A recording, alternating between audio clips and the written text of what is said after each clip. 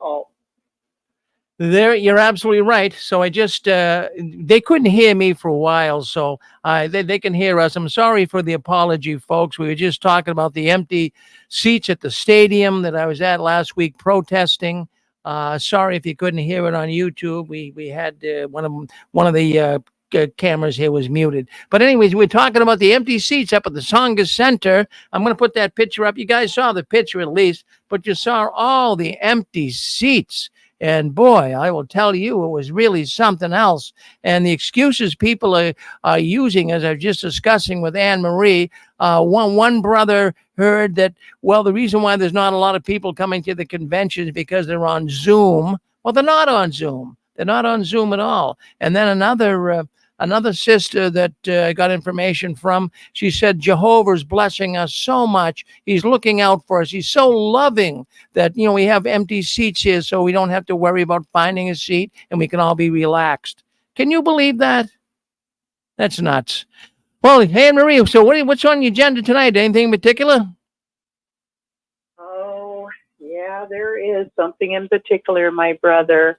We know more and more the Watchtower is being exposed for the very ugly practice of covering up the child sexual abuse, the pedophiles that molest children, and it's coming out. So I wanted to share a post from Reddit where a JWX sister tells about having to watch her abuser, her molester who molested and raped her for years, get reinstated. Not terrible, huh? Well, I'm going to cut you loose. You go ahead and you bring up whatever you want, and I'm here if you need me. So just speak up, and you got a lot of people already listening in, so I think you got a good program in your hands. Well, thank you. It's kind of hard, but yeah, we have to deal with it, my brother. We have to deal with it, and I thank you for this platform where we could all expose and share in exposing the Watchtower cult.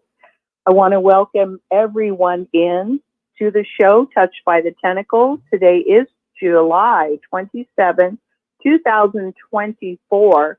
And before we get anywhere, I want to specifically welcome anybody who might be a new listener, especially if you're a PIMQ physically in the Watchtower trying to be a good Jehovah's Witness, but you're confused mentally, you're questioning, you're scared of your questions, afraid Satan might be getting a hold of your brain and confusing you. This is a safe place. I also want to welcome the PIMOs. We really feel for you, PIMOs, because you've already been through the PIMQ stage, mentally questioning. You're not questioning anymore. You are physically in, but mentally your brain is fully awake. You see the Watchtower for what it is, the quackery, the sinfulness, it's ugly. It's ugly. I don't know how you guys do it. I can't even walk by a Kingdom Hall without feeling sick to my stomach. I hear noise in the background. Did somebody want to share something, a thought? Go ahead. Did somebody want to share? Well, I didn't make the noise, but I want to share something about stupid comments because hello. So anyway, hello. This lady, she said to me that about these women starting to wear slacks. She said, well, it's a protection because when you go out, then you might be raped. So this is so good for protection. But I mean, were there no rapes before? Has they started to occur right now? So all of a sudden we can wear slacks. So it's just a stupid comment. It's the same like they said about all the empty seats, that now we can enjoy ourselves. No matter how insane they make changes, they always find something to say. It's just weird. Thank you. Grace, thank you so much for calling in. And you are so right. It's just what Rick was saying. They have an excuse for everything. Does anybody else want to share? I would like to get into our topic today. It's about an ex-Jehovah's Witness lady who had to suffer for years terrible abuse by a Jehovah's Witness member who just got away with it. I don't know if nobody believed her or what, but he finally obviously was bad enough to get disfellowship, and then she had to watch him get welcomed back with open arms, reinstated. That's what they do. Did anybody want to share or have a comment before I get into what I want to talk about? Star 6, the show is yours. Well, alrighty then. Again, the name of the post, it was posted July 19th, 2024 on Reddit. And the title is of the post, "My abuser was just reinstated." Now, before I get into the post and read it, which I would like to do, it's not just the horrid story of this XJW lady's, what her father, I'm sorry, it was her own father, what he did to her for years. But it's horrible. Even me, I'm thinking it's worse to me that the elders and everyone else who knew about it would do nothing to help her. But even further than that, when I'm reading the comments, I could not believe so many ex-Jehovah's Witness members told their story about how they were abused. I mean, they didn't totally tell their whole story, but basically it happened to me too. They didn't help me either. They didn't believe me. They dismissed me. They protected my abuser. And worse, a lot of sexual assault victims, rape victims within the Watchtower, and child molestation victims very often are grilled and drilled by the elders, asked horrible questions, for terribly traumatized. And often these victims are blamed and shamed, threatened and punished. And on the other end of the stick, the Watchtower really gross stick, is the pedophiles, even if they get disfellowship, which very often doesn't happen. But when the pedophiles are disfellowship, they are almost always the ones who are most likely to get reinstated. So I wanted to get into this, reading this post that this ex-Jehovah's Witness wrote. She said first she wanted to write her disclaimer, which says, "Yes, I have exhausted legal means. No, he isn't in jail," her father who molested her. She says, "Yes, I have tried. Please, please save your snarky comments and, well, what did you expect? And any kind of negative comments to yourself this time. I am really having a hard time and I can't handle negative comments right now." She said, "I've been pretty open about the fact that my father is a pedophile and he used the cult as a tool to hide his abuse. As a side note, we know now, especially those of us who are completely awake and have done the research on Watchtower, that, there are many, many hundreds, thousands of pedophiles that flock to the Watchtower cult and other cults like the Mormons and other cults, basically a religious order where they can be accepted, respected, looked up to, and they are going after the trusting little sheep and the trusting little sheep's little lamb." Going back to the post, she said, "A waking up moment for me was experiencing the soulless process of an investigation about a year ago, having to tell two elders to explain to these elders every painful and humiliating detail of how my father molested me and abused me from my earliest memories until I was too old for him to want me anymore. Soulless eyes, absolutely neutral, absolutely uncaring. In Desmond Tutu's illustration, I was the mouse. I don't know what Desmond Tutu is, but I didn't go to college. I had to face my father in front of the elders and tell him what he did and then watch him deny it. watch him gaslight me, blame me, and commit character assassination on me to my very face in front of the elders. He blamed me. He said that at 9 years old, I was a slutty little girl and that I was sneaking off with boys. 9 years old, he said she did this. I never did. I actually was a foolish child and scared and shy and waited until I was married. I made an effort to never misbehave. I never had any fun. I only went in service and to the meetings my entire life into my early adulthood. My father told horrendous fake stories about me, that I had had a gang rape run on me at 14 with 12 men. I never did that, but I'm sure that he touched himself while coming up with that horrendous story.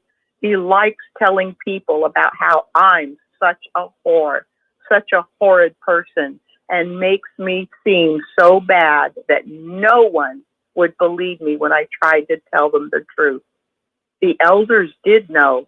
They saw the cuts, the disordered behavior. They watched me grow from 2 years old to 18, and they knew my dad, my own father, was raping me. And someone said, well, maybe if you tried to upset him less. You know, my wife always wears a bra and a sweater when men visit. Have you tried that? That was another comment an elder made. Yes, calling the police is within your right, another elder told her. But do you really want to shame and defame and cause reproach on Jehovah when you could practice humility and stay strong? I can't believe this. Anyway, she says, people in the hall knew. Most of them knew. Nobody reached out. Nobody tried to even tell me to stay strong. They kept their children away from him because they knew what he was, but they let me rot. I remember one sister that I got pretty close to. I stayed at her house a lot. One time things at my home got very bad, and I tried so hard not to upset my father, but he got angry anyway, and he told me that he was going to kill me. He had already beaten me badly and dragged me around the house by my hair. I knew by the look in his eyes that he was serious. He was going to kill me. And I was able to knock him against a concrete wall and get away. I ran without shoes, cuts on my body, running on glass and metal debris, shredding my feet, and I hid. The minutes passed, and I was afraid that I had killed my father. I didn't, sadly. He came out of the house with a gun and shot off 3 rounds. He yelled, "You better quit hiding or it's gonna be real bad." And then he shot off the gun several more times into the woods and into my treehouse where he thought I was hiding. He shot into my vicinity. I heard a bullet about 6 feet from my hiding place. I had taken refuge in a derelict trailer with spiders, glass, rusty nails, and I had hidden underneath a trashed door. I prayed, Jehovah, please don't let me die. Please don't make my mom see this. And whether there is a God that was listening or not, I survived. I told all of this to the sister who was kind to me, and I asked if I could stay a few days with her until my mom could come and get me. Only please, I asked her, please don't tell my dad. I was so afraid for my safety. She said, fights happen, and if I did that, your dad would never trust me again, and I really care about your dad. I was crushed. So now he's back in, welcomed back into the Watchtower organization, ready to molest more children. I have contacted the police already today. They took notes, but then they said, don't get too hopeful. I have written to the Pennsylvania newspaper or something before He was even disfellowshipped. But now I might send in an update.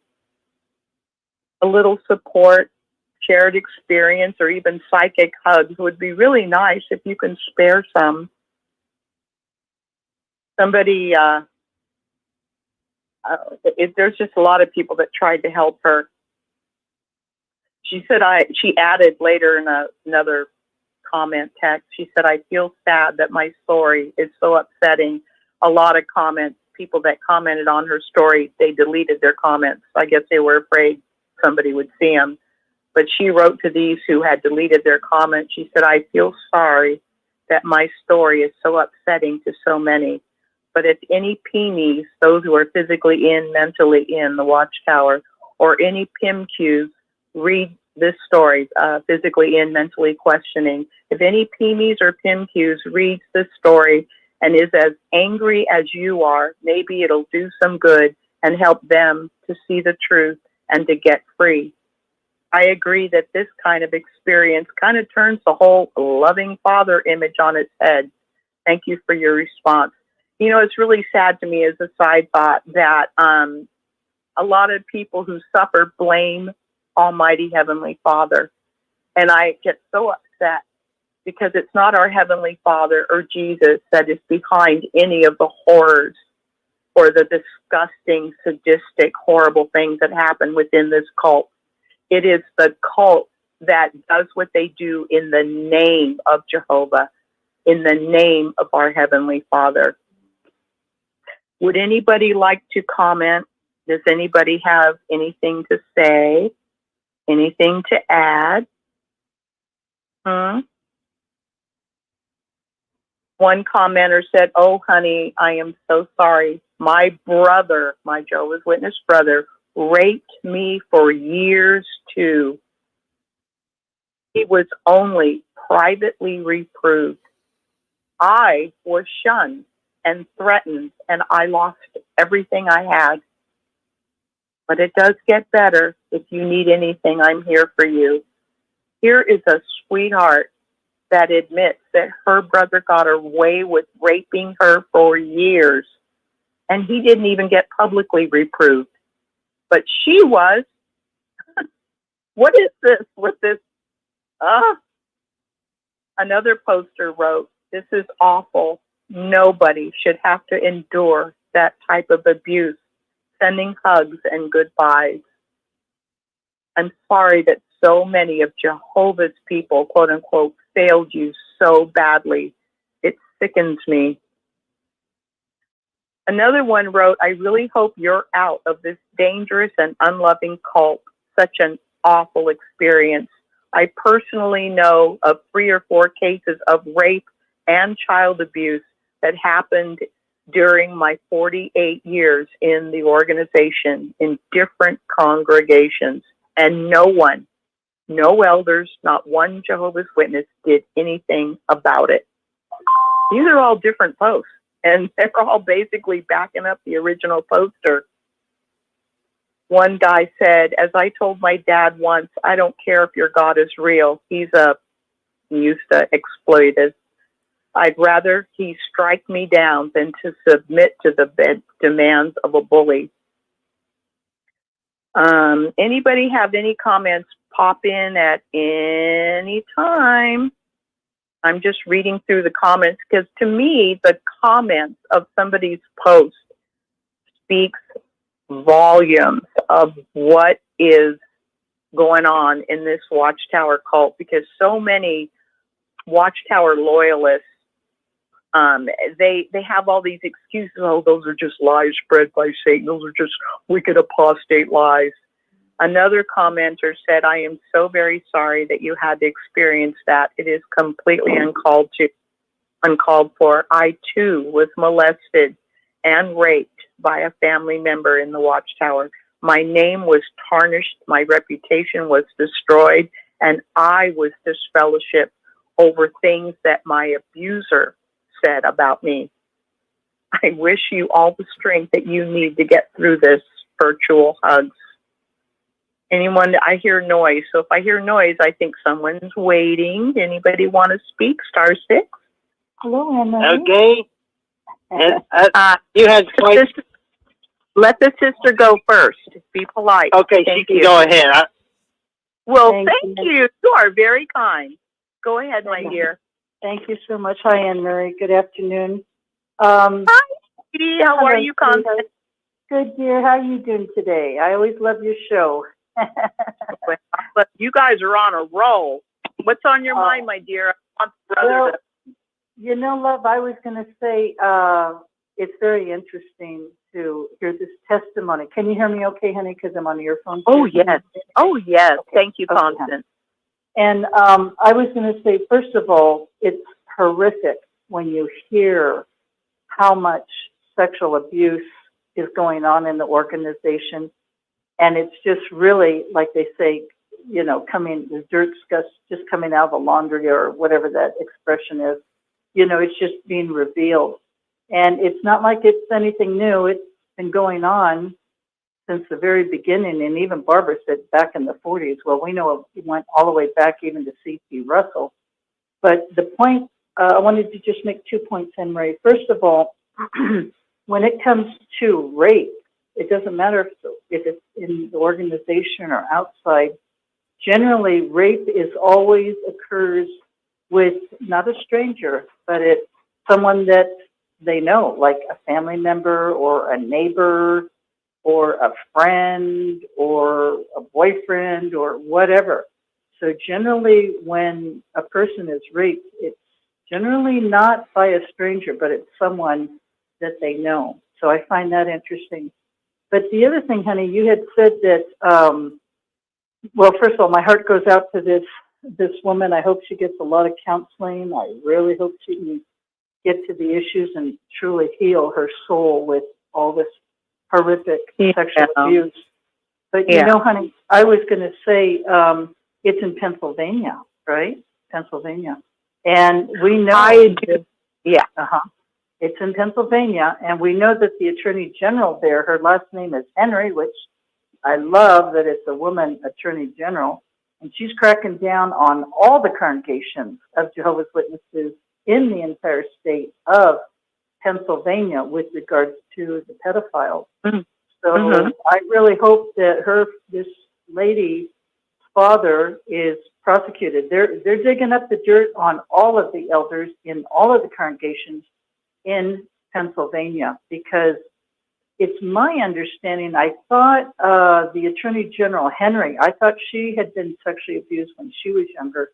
So this issue of CSA really hit home, and she's going after them like a pit bull. So I hope this ex-JW lady, I should say, I hope, you know, she gets justice with all of this, and I really hope she can heal. And hopefully, Anne Marie, she can be listening to the show right now and be able to be helped. So I just wanted to say that tonight, honey. So thank you. Well, you know what, Constance, thank you so very much. Brother, are you still there? Thank you for waiting. Are you still there, dear? Again. Hi. I just muted for a little while because I was happy to hear Constance, and that's familiar because I am a Pennsylvania native from Pennsylvania.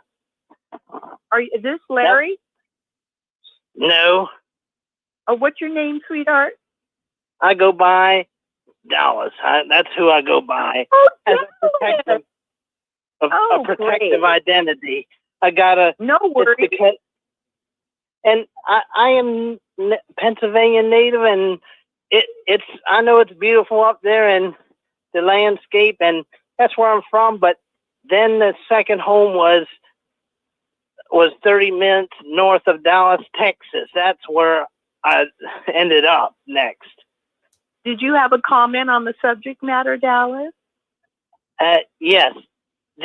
What you were saying about that girl and then into a woman, that was a serious story right there. Oh, yeah. Did you ever know? I never knew her, but it's some stories. I know that some things happen that I never knew could before, but some things I already knew. Yeah. Oh. It's pretty nasty. It's horrible. And when he was gonna that weapon thing. Can you imagine shooting on your own daughter, almost beating her to death?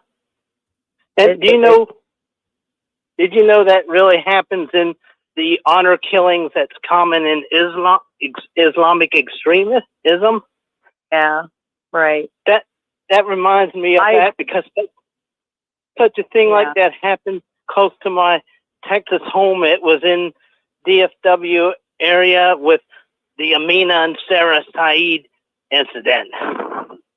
Well, I try really hard personally not to equate Watchtower with any other situation, because our whole Six Screens platform is about exposing Watchtower and shining a light on Watchtower.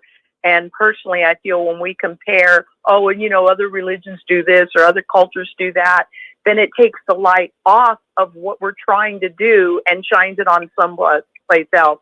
So I appreciate and I can understand that. And also I feel for the innocent ones, because there's so many that are very dearly loved, and that was quite a story, and that's one we got to pray for. And the good Lord, the God they claim He is, most certainly has been bringing retribution. I do believe you are correct, Dallas. I am just so happy to be, and usually I try to, because just like to bring point home, because the different ones, even the whole team, such as that King of Dots, he can bring some points home too. Yes, Dallas, I agree. Well, you're a pretty good character yourself. And because I still love to know what it is to know how it is to read a real Bible, and got to even have with attending some Sunday schools and know that what a real Bible study is. That's a good point, what a real Bible study is, because we didn't really study the Bible in the Watchtower, and that's the truth.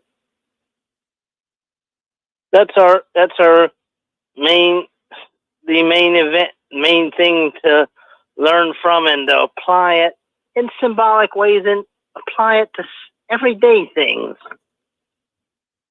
Yes, my brother, I absolutely agree. Okay, thank you so much for your comment, and I hope you stay tuned and comment later. Is there anyone else that is waiting to comment? Dallas, don't you leave. Don't you leave. Right. I want to you come back. Listen in. I just want to check in and see if anybody else is waiting to comment or ask a question. Maybe comment on what you said, brother.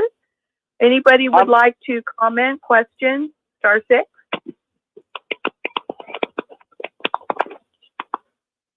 I love hearing noise and nobody's talking.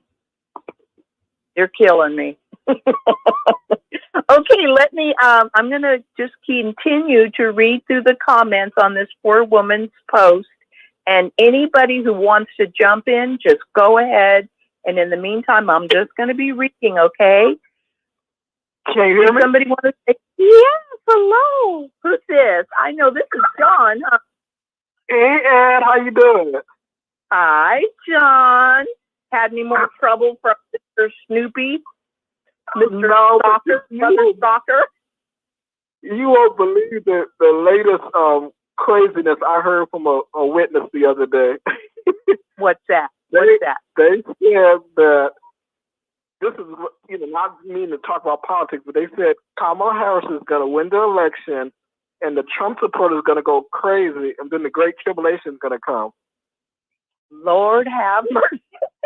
I want to know what that's about. I want some. I swear their brain cells are warped and twisted. Oh my God, John. What? And I was laughing so hard my stomach was hurting. Oh my God, John, that is, you know what's so sad, John? Part of what's so sad is they don't even know how absolutely ridiculous they can be. Like all of the stuff from the Australian Royal Commission. Oh, that's just all the apostates hacked into the website, and that's all been manipulated by the apostates, and they don't even realize they're not making sense. It's complete nonsense, but to them it makes sense. I'm sorry for interrupting you. Go ahead, my brother. No, I was just laughing so hard. I don't think there's no hope. Witnesses are just gonna go down with the ship. I really believe that now. They're just gonna go down with the Titanic. I'm sorry I interrupted you. Would you repeat that last sentence, sweetheart? No, I said I think they're just gonna go down with the Titanic. They're not gonna give it up. No matter what you show them, what you see, they see on TV, they are gonna defend the witnesses. And I realize that now. Yeah, you're so right, my brother. Those who are really ready down deep in their heart, in their mental state, like a PIMQ, that's a PME who totally is believing the Watchtower, faithful to the Watchtower, obedient to the Watchtower, thinking that they're being faithful and loyal and obedient to God. But then they hit a point where mentally they're questioning. They're still loyal. They still believe. They're still obedient. But mentally they're questioning. And it just gets to a point where they're so confused and troubled that they think, because that's what Watchtower programming tells them to think, they think, oh, Satan's gotten into my mind. Oh my God, Satan's trying to take over my brain. Oh, and sometimes becoming PIMQ, mentally questioning, sends them running right back into, they want to get deeper into the indoctrination because it scares them. But others, if they're really ready to wake up, even though they're scared and confused, because you can't talk to anybody when you're a PIMQ. When you're mentally questioned, but you're not sure, who do you talk to? You better not open your mouth. But a PIMO, when they actually know, like John, you cannot be fooled. Once you wake up, you can't go back to sleep. Like, remember the original Matrix movie when Neo woke up? He woke up. And when he looked around, once you wake up and you see what's really always been there the whole time, what the real situation has been the whole time, that your entire life that you thought was real was not real the whole time, you can't go back to sleep. That's the thing. That people who say ugly things about us, ex-members, lying about us and saying ugly things, they don't realize we're awake. We can't go back to sleep, and we're trying to help them wake up. And you're right. They won't wake up unless they're ready. If they're ready, no matter how hard it is, they will get through it. Look at all the members of the Six Screens. We woke up. Go ahead, dear. Yeah. No, I was just agreeing with you. You're right. I remember what one ex-Jehovah's Witness lady said. She said, and I want everybody to learn this quote in their head and repeat it. She said, the worst day in freedom is still better than the best day in a mind control cult. Yep. You're absolutely right about that one. Well, thank you. And I was going to ask you, do your children, do they still shun you, or are they even kind of easing up a bit, or? I only am shunned by one of my sons and his wife, and that's been going on for a lot of years, almost 30 years. Of course, my grandchildren were raised to believe that I'm a wicked, what.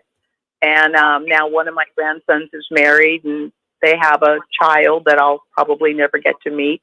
But, I'm lucky that my other children didn't go back to the organization. However, they do believe what they're told by my son, who shuns me, and, his wife, that I use hate speech, But it's just the Watchtower programming. But I feel very blessed. I feel very blessed. At least I have my grandchildren and my great-grandchildren. And Thanks, Ann. Well, thank you, John, and thank you for asking. You're such a kind person. That's why Brother Stalker thought he could get away with walking all over you. I know. I loved your advice you gave me. Oh, thank you. Thank you so much. It's only because I love you, my brother. I just cannot, when it comes to my brothers and sisters and other people I love, I am very protective and very defensive, and sometimes I've come off really kind of hard.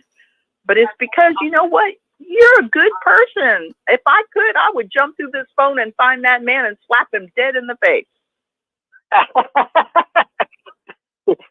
Have a good one.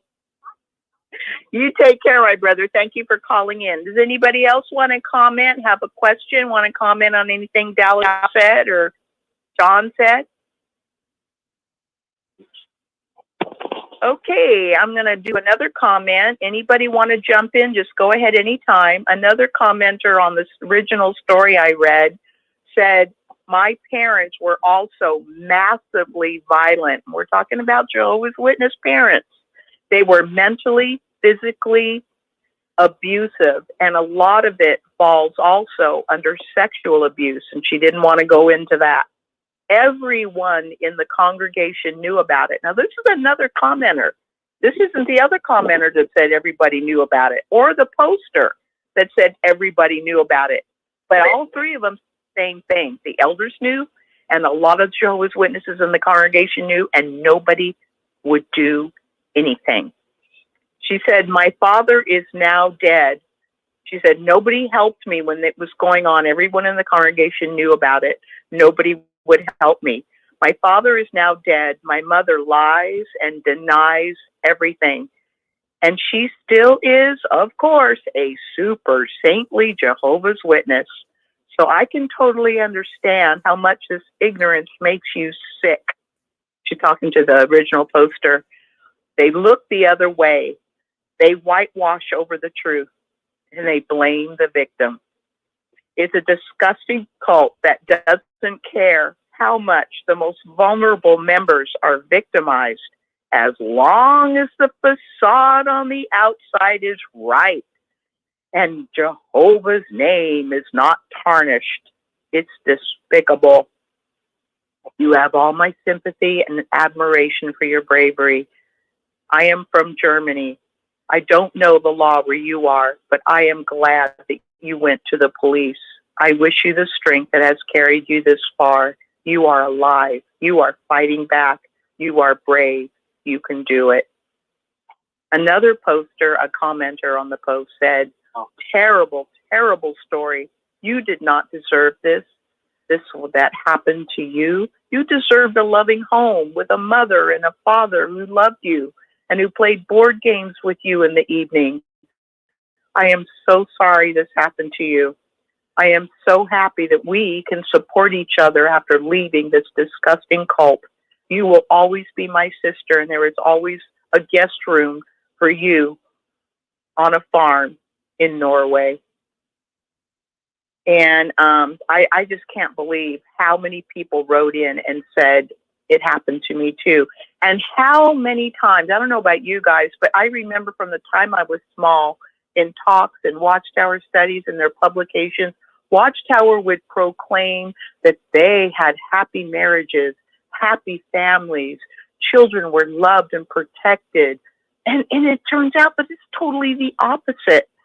Another commenter said, you definitely should never have had to deal with stuff like that. My heart aches for you. I hope it helps to share your story on this platform. Your story sounds so familiar to my story and to the story of my two sisters about 48 years ago, but your story is much worse. I also had to face my stepfather. Nothing happened except that he was knocked off his power pedestal of being a presiding overseer. A presiding overseer. Now, I need to interject real quick.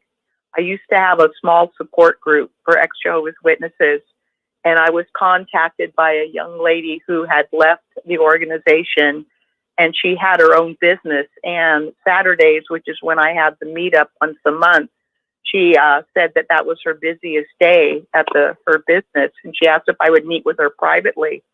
We met at a coffee shop, and she told me that she was the oldest of 4 children, that they were the model Jehovah's Witness family in the congregation, used demonstrations at the circuit conventions and so on. Her father was a presiding overseer, very well liked, very popular, very well known, and he had started molesting her and raping her and sodomizing her from the time I think she was 6 or 7 years old. And he never touched any of the other kids. And he always told her from the beginning, if you try to tell anybody, they'll just think you're crazy. No one will believe you. And she kept her mouth shut for 10 years while he abused her, raped her, sodomized her. And she couldn't understand how nobody could see the signs. And she was thinking, if I keep my father happy and keep my mouth shut, maybe he won't abuse my younger sisters. One day, when she was in the kitchen working side by side with her mother, and her father was out with the other kids, she got brave and she said, "Mom, do you love me?" And she said, "Yes, of course I love you." And she said, "Mom, do you think that I'm a liar?" And she said, "What are you talking about? Of course I don't think you're a liar." And she asked her mom again, "Do you love me?" And the mother's like, "What's wrong? What's wrong?" Because, her mother was a nice lady. So she tried to tell her mother what had been going on, what she had been enduring for 10 years. Her mother was horrified. How could you say such terrible things? She slapped her. She called her a whore, a lying whore, called her a lying whore, a lying little slut, screaming at her. I mean, she kind of got worked up. At first she was shocked, but then the mother started yelling at her, slapping her, screaming at her, calling her names. And it was horrible. And when she got, the husband came home, she told her husband, and he's like, "What?" Acting all innocent. And they're all like, "Well, maybe she's on drugs." You know how they make excuses. She desperately tried to talk to the elders one by one. Nobody would believe her. He was Mr. Popular. He was one of the most popular elders in the entire circuit. And it just so happened that he was in the circuit I was in, that he actually was a presiding overseer of a congregation I went to for a while. I didn't really belong there, but I was kind of taking a break from mine because mine were such gossipers. So I quietly asked her when she finished telling me, because she said she finally had to escape because her father in private mocked her and sneered in her face, "I told you nobody would believe you." And basically she was shunned. She was his fellowship. She was destroyed. She got thrown out of the house. Her brothers and her sisters won't speak to her. She lost literally everything. And after she got her whole story out, and I was sitting there in the coffee shop with her, and I just had to ask, because when she told me what Kingdom Hall it was, and I knew I had gone there, and I'm thinking, I probably met him and thought he was a great guy. So I asked her, "Where is your father now?" Because it was a few years ago that this had happened. And she said, "Oh, he's still a presiding overseer, still in the same congregation, still everyone's favorite elder." This is a true story. I have never forgotten this young woman. Ostracized, shunned, not believed, lost everyone and everything. Nobody would believe her or even ask if maybe they could help her. Anybody want to talk? This whole child sexual abuse situation is so horrible in the Watchtower, and the more they deny it, the more it's coming out. Anyone, go ahead, interrupt me anytime. This show is for you, not for me. Anybody want to comment? Well, I just wanted to say that this was way back here in Sweden, and this lady, she was older, and she told me about another lady, and her husband had molested both her children. And then this lady that I knew, she told the other lady that for the wages of sin is death, and she was quoting Romans 6:23. But I mean, it's happening here in Sweden, and it's happening all over, and it's a very sick culture in Jehovah's Witness. And I recently listened to, because Dan and Angela were interviewing a lady called Lisa, and she was only 3 years old when it started. And she named so many names in the, she mentioned many names. It was all over. It was the hotels, it was the hospitals, it was the police, FBI, CIA. It was just everybody was involved. It was Illuminati. It was everything. It was satanic rituals, and it was just really horrible to listen to Lisa's story. So I think anybody who listens to her will hear the sincerity in her voice. Thank you. Grace, thank you for sharing that. Now, were you relating an experience of a satanic rituals going on and sexual abuse going on with a whole bunch of people within the Jehovah's Witness congregation? No, first I was telling you about this lady here in Sweden who met a lady, and her 2 children were sexually abused by the husband, and he eventually died. And then I started to talk about, after that I started to talk about Lisa's story that I heard about when Dan and Angela interviewed Lisa. So that was a thing I started to talk about afterwards. So that was a different topic. Okay, but were these victims involved with Watchtower is what I'm trying to ask you. Yes. Lisa was in Watchtower, and she was very much in Watchtower. And if you want to listen to her interview, it's on Dan and Angela's channel. And it was really horrible. There were so many names. She brought up so many names. She named so many names that I couldn't even keep count on all the names she mentioned.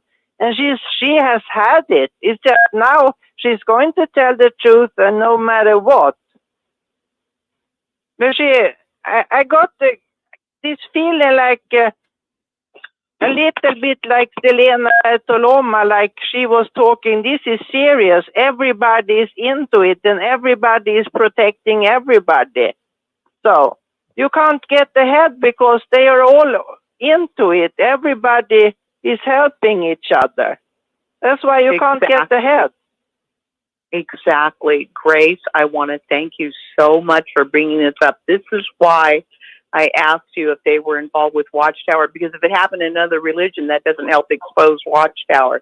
And you are doing that. And we have had, at least, if I remember correctly, Rick would know, we have had, as far as my memory goes, 2 separate ex-Jehovah's Witness ladies who came on to Rick's Six Screens platform years ago at different times, who told how they had sexual abuse and satanic rituals involving them, and really weird, twisted, scary stuff.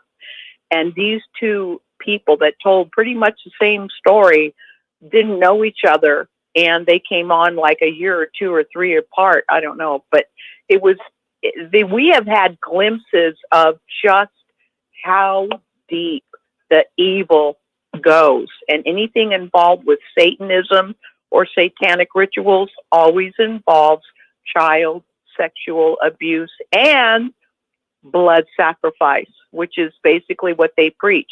Oh, you get in a car accident, you're bleeding from everything, just lay there and breathe to death in the name of our God. Thank you, Grace. Did you want to add anything else? No, it's just I would recommend anybody to listen to this show with Lisa, because it was heartbreaking to listen to her. So this was Dan and Angela's show. Can you tell us about when it happened? Because I want to go find it. I think like it a was week ago. maybe 7 months ago or something. I could find it later for you and send you. Oh, But Grace, her you name are was so Lisa. okay. So it was about 7 months ago on Dan and Angela's show, and it was Lisa sharing her story. I'm going to try to find it. In Grace, you are awesome. You have just shown a good old big searchlight on the Watchtower organization, because this is not just a bunch of wicked apostates spreading lies from Satan. This is in another country, and it's the same thing. It's evil. Thank you so much, very much. Oh, I just recalled one thing. When we had this program here in Sweden, it was like maybe 20 years ago, they were calling around to the congregations and asking around, are there any pedophiles that's known in your congregation? And they had many people answering here in Sweden, in many congregations, that they were pedophiles. So it's not only in United States, it's happening here in Sweden still, probably. I mean, it happened 20 years ago, then it's probably worse now because it's spreading. Well, thank you from me. Grace, thank you so very much, and you're right. This child sexual abuse situation, it's worse than a cancer. It spreads like a disgusting, creeping fungus or something, and it's so sneaky. So thank you. And anybody would like to comment on what Grace so wonderfully brought up? This is Thomas Hodson from Lawrence, Kansas. How are you? Okay. I'm good. Thomas, hold your thought for 1 second. Hello? Sister, yes. Anyway. Hi, he can go first. I was just going to say, I think it's a lot worse than we even know. Thomas, what I'm afraid Thomas, is it's going to be a lot more cases coming out. I think it's going to really even shock people a lot more than what we even know. Okay, honey. That's what really concerns me about it right now. Yeah, you've got it. I just wanted to I think know still who a lot it was. more people will come forward yet in time. Horrible. I hope they can get this thing resolved, or at least get these people prosecuted and make them pay up real big for this. They should just shut them down and ban them totally for all the evil things going on. Yes, I hear you. I just wanted to know the name of the sister that was behind you. I think it was Constance, but thank you, Thomas, for that thought. I mean, you're right. I mean, you're expressing what I'm sure all of us, do feel. We agree. Absolutely. Thank you, Thomas. Is there anything you wanted to add to that?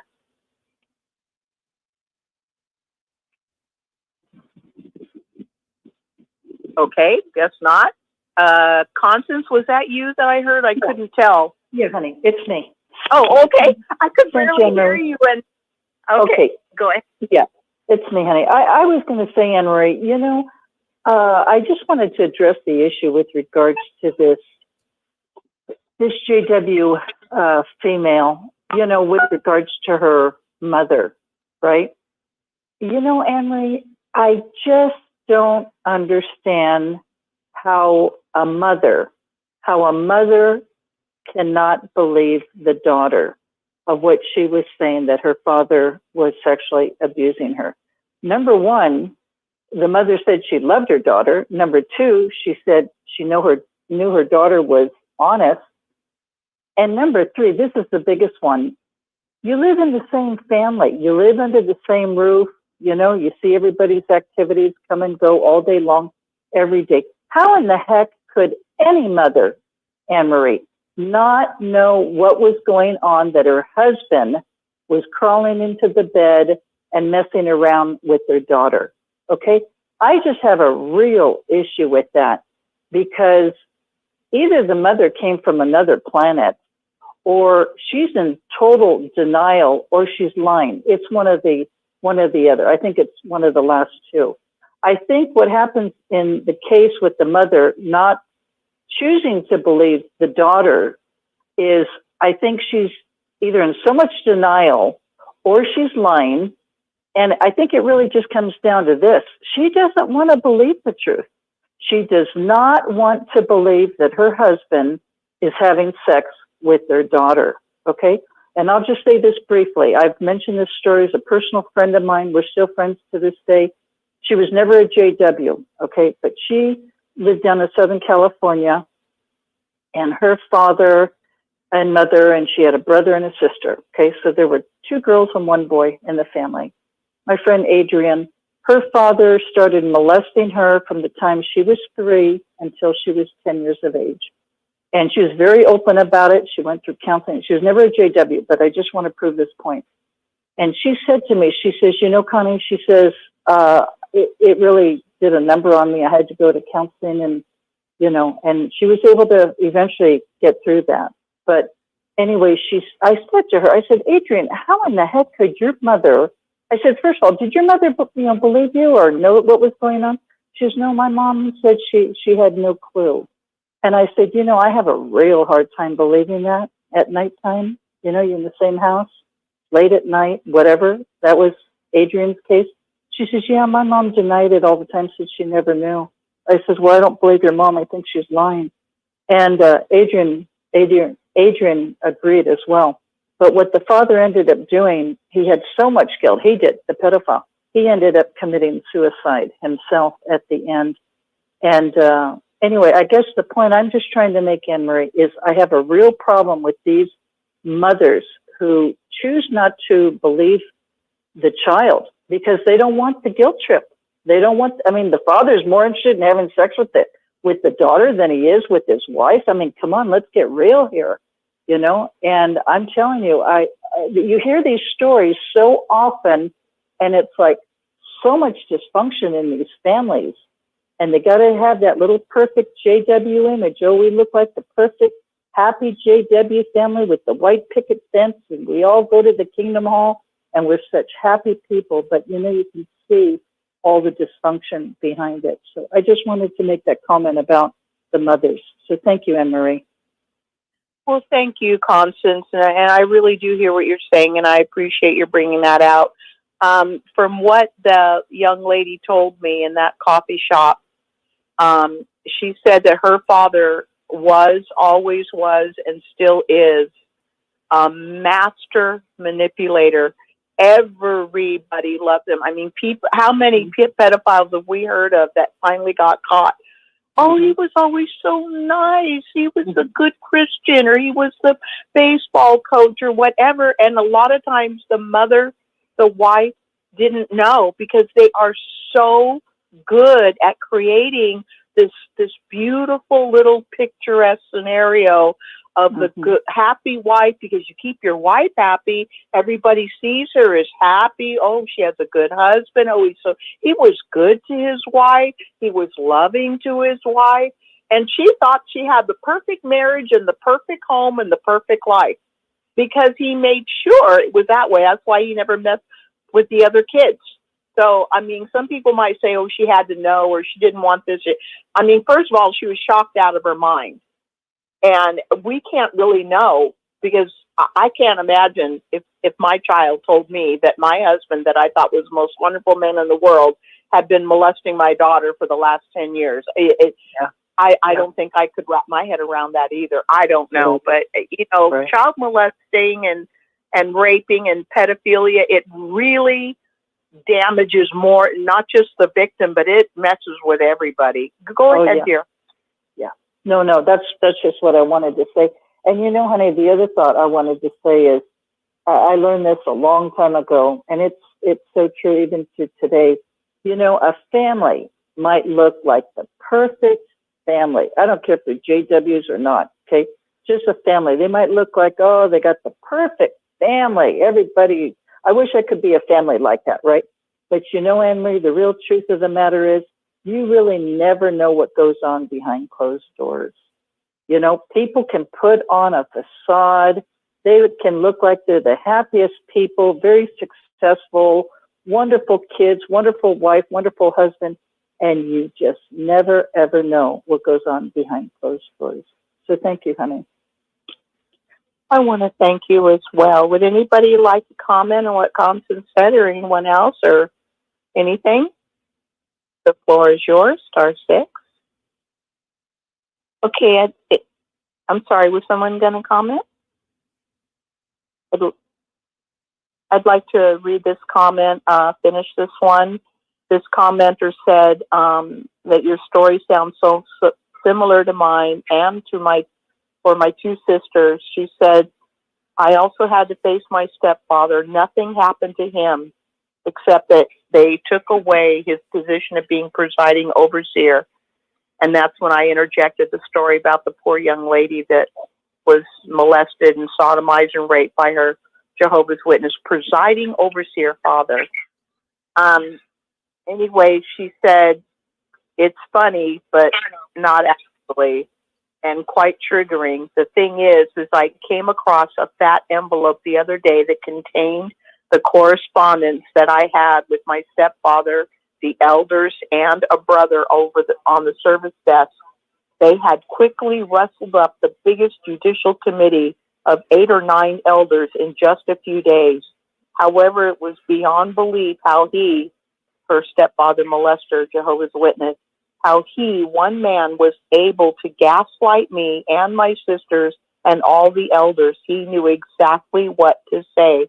These pedophiles are very often master manipulators. I walked away from that judicial meeting feeling so disillusioned, yet desperately clinging to the notion that maybe his fall from grace, when they took him away from being presiding overseer, maybe his fall from grace was better than nothing at all.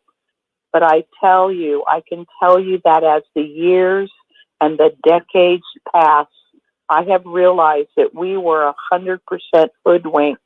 I feel for you, the original poster. I really and truly do. I never got the support to report my stepdad to the authorities, only because by now it was confirmed that nobody was going to believe me. I was told it was my word against his, and even those who said they never did anything to prove it. I don't get that. Fortunately, he eventually died, but so too did my faith and my trust in most men. It will take ages to trust again. And she mentioned what Constance said. I hope you have access to therapy. You are going to need it. I am seriously thinking about going to get therapy too. Don't wait until you're 60 years old like me. So it's just, and then she goes and refers to the committee meetings they've been having on the web. I am assuming you have followed the Australian Royal Commission into the child sexual abuse among Jehovah's Witnesses. If you haven't, look it up on YouTube. Do it. It will be excruciating to sit through all of the days of testimony, but it in itself, watching it, is the therapy in itself. You will know that you are not crazy.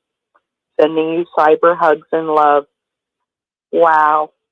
So, anybody want to comment? I don't know if we're over time. My brother Rick, are you there? I'm right here, Anne-Marie. Yeah, in fact, Anne-Marie, go about 10 more minutes. We'll be fine. 10 more minutes. Yep. You're so generous. Okay. Thank you, my brother. Okay, anybody want to comment, have a story, an experience, something you've heard? I'm sure a lot of you in fact, let's do this. I am sure a lot of you listening live today, July 27, 2024, have heard stories. Maybe you personally know of a friend, a relative, somebody in the hall, somebody that told about somebody that they knew that was being molested or was raped or whatever. Anybody have anything that they would like to add? Hello? Hello? Go ahead. Hi. I worked with sexual assault victims for a number of years, and I know that you're right about what you're saying, that there's a possibility that the mother won't know because of the craftiness of the perpetrator. And there's more often it goes unbelieved by the mother than it's believed by the mother. Thank So you. you were right on target with that. I think that they're masters of manipulation, and it's not a sex crime, it's a control crime, and they're controlling everybody in the family. I want to really thank you for that because, you know, there are a lot of people that don't realize it's one thing to imagine the scenario, kind of like you're psychically looking in, and you think that you can see clearly and understand clearly and make a judgment in your head. And I can understand that. But when you're actually in it, she said, this lady who told me her story, she said her mother was genuinely happy and in love with her husband, this girl's father, and he was loving to her. He took her out on dates. He brought her roses. He kissed her. He played, you know, tickling her and hugging her behind her when she's doing dishes. And she was so happy. She felt loved. The other kids adored their father. He fooled everyone. And that was part of the fun of the game for him, that he could be so evil and do such horrible, horrible things, and then taunt his daughter, telling her, and he was right, no one will believe you. Everyone loves me. No one will believe you. You tell, nobody will believe you, and you will ruin your own life, and I'll just sit back and watch. I mean, I haven't talked to this particular woman, and it's been about 14 years. But the more I'm thinking about her sitting there and I'm listening to her tell me what she went through, little bits are coming back to me. And this is just one person abusing one child. But if you see one rat, there are hundreds more. I'm sorry, sis. I'm sorry, ma'am. Ma'am, if you're still there, what can we call you? I'm not asking for your real name. What's that? This is Charlie. This is Charlie. With a oh, it's A-R-L-I-E, Charlie. I got it written down. And if you can imagine what it would feel like to that mom to have been deceived like that, it's a hard pill to swallow to begin with, to be betrayed that way. And it's also the guilt feelings of a mother that was not able to see, and they feel like they failed to protect that child. And they feel like because they're the mother, that baby grew in them, that baby nursed on them, they raised that baby, they were very close to them. The guilt that they feel that this person that they love and they believe loved them and their children has deceived them in such a way. You feel as a mother guilty because you didn't see it and you didn't protect your child.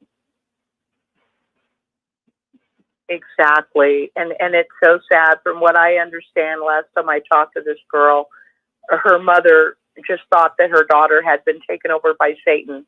That's another crazy excuse. John was talking earlier, crazy excuses.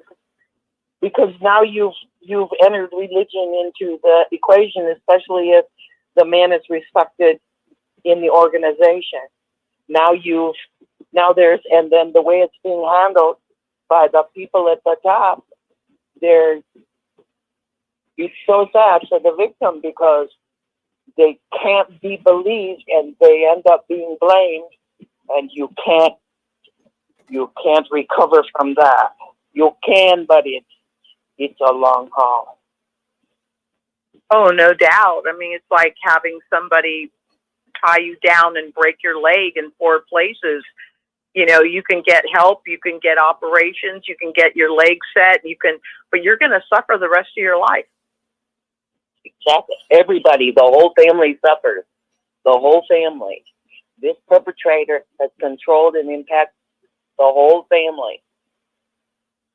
And it's hard to come back from.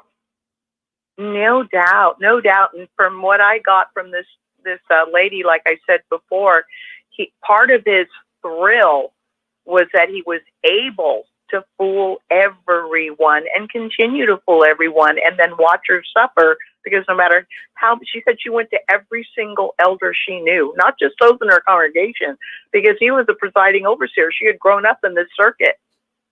And she went to everybody. Oh, God, yeah. So sorry for her. I know. She's telling the truth. She's telling the truth, and she deserves to be believed. You're so right, Charlie. You're so right. And God bless you for doing what you do, for helping so many. And it's really scary how many victims there are. Yeah, it's very sad. Very, very sad. I knew in my own congregation, there was a man who, he was married to a woman, and the woman lost her kids to the father. And I never really understood why, other than what I was told was that the child, they convinced the child to tell lies about the stepdad. And then, personally, I was a small child, so things were viewed really different when you're little. You don't understand, because I didn't even know what sex was at the time. It really didn't. Yeah. And I know that they would do their weekends with their mom, and she would ask if I could sleep over with her on those weekends, and I was never allowed. And then one day, she asked me if the coming weekend I could sleep over with her dad, and I was allowed. And it baffled me, but I went. And she told me that night what her stepdad did to her. And I believed her. And I didn't understand it because I was really young, probably 9, 10 years old. So I went back home and I told my dad about it, what she said. And the dad just said, okay, I'm going to handle it, but don't repeat this to anybody else. So I didn't up until I was an adult. I never repeated it again. But this same man, we had our book study at his house back when there was book studies. And we had book studies at his house. And I went numerous times door to door in his car group, assigned to his car group, without knowing the danger. And I don't know if my parents heard about the danger and were, believed his story that she was lying. I don't know. I hope that my dad would do the right thing, because I think he's an amazing, and I would believe he would do the right thing, but I also know the power of indoctrination. So I don't know. Well, I want to thank you for that. We are out of time, and I want to thank you so much, Charlie, for speaking up. Did you want to add something very quickly?